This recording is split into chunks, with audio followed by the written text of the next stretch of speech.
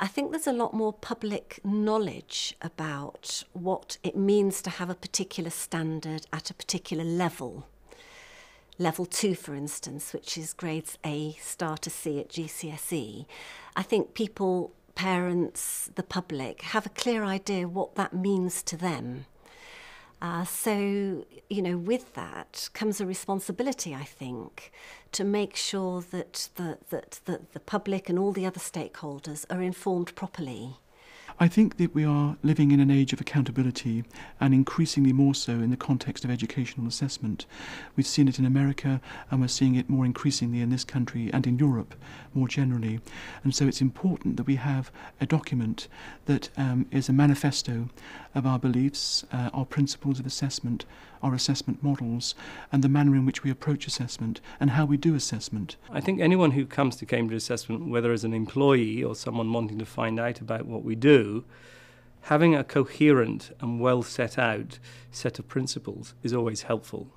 The Cambridge approach is useful to my mind because it's at a general level which can apply to a wide range of qualifications.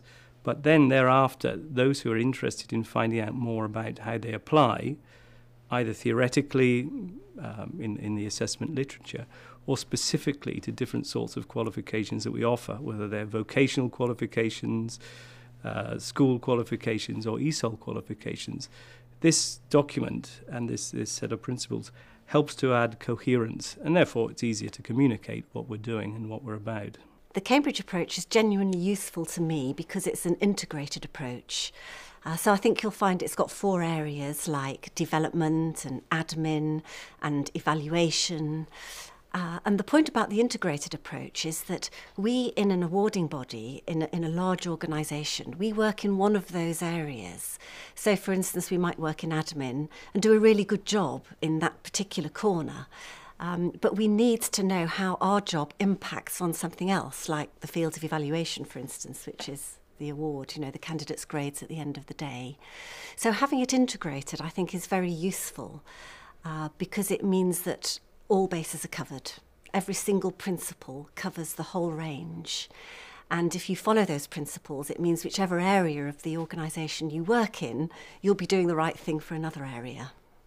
I think it's very important that any work we do, especially in the context of research in relation to validity, actually resonates with the principles in the Cambridge approach.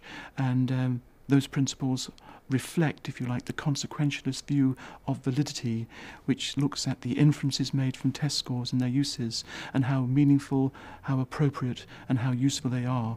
And this we see as a vital aspect of validity. Validity has a very special meaning in assessment. It means that you have to test what you think you're going to test, which I know sounds a bit convoluted. But one of the principles talks about the construct of the examination, which means the content, the skills, the knowledge that you want to test, and backing that up with some firm and solid research.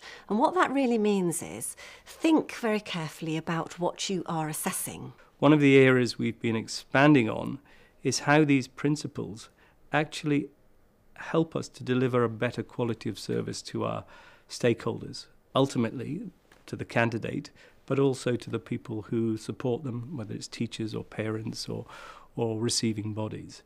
So I think ultimately it means that the tests are better, fairer, more equitable and so on.